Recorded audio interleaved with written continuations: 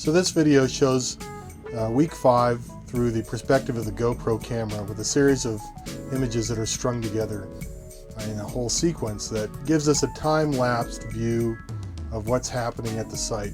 So as you can see, there's a lot of things that are going on simultaneously. An archaeological excavation of this size can be a little bit chaotic sometimes, but for those of us that work at the site, the chaos that seems apparent to the outsider is really not so. People are doing similar kinds of activities in their own little areas, and these just simply get repeated over and over again throughout the day. So what's interesting about this video, at least to me, is that there's a number of things that I can observe from this perspective that I can't otherwise see. For one, I can sit down and watch the entire process of a level being excavated within a single 1 meter by 1 meter unit. And if you watch this video several times, it's kind of interesting to simply focus on one excavation unit, so one square, and watch how the whole thing progresses throughout the 5 days of the excavation.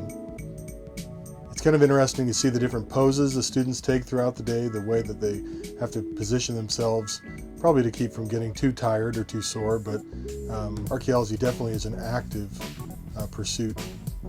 At the top of the screen, you can sometimes see us collecting information from the surface of a 1 meter by 1 meter square. So we use a grid of 10 centimeter by 10 centimeter squares that are created with parachute cord and PVC tubing. And using this, we collect elemental and moisture content data for each of the little grid cells. So it's 100 of them within a 1 by 1. And that tells us a lot of things about what's happening below the surface, because these devices can perceive things that we can't otherwise see.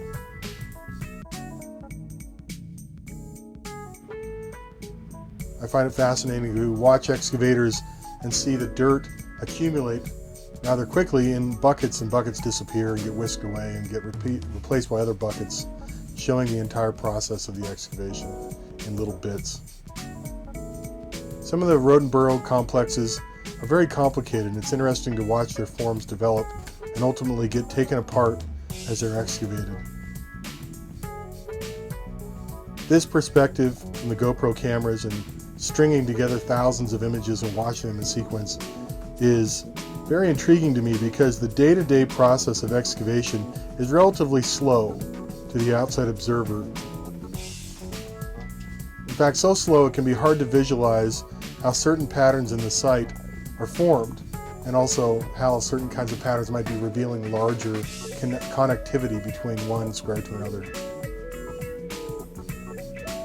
Hundreds of items are recorded in place each day, and simultaneously each of the different squares is gathering a lot of information that contributes to the larger whole of understanding the site.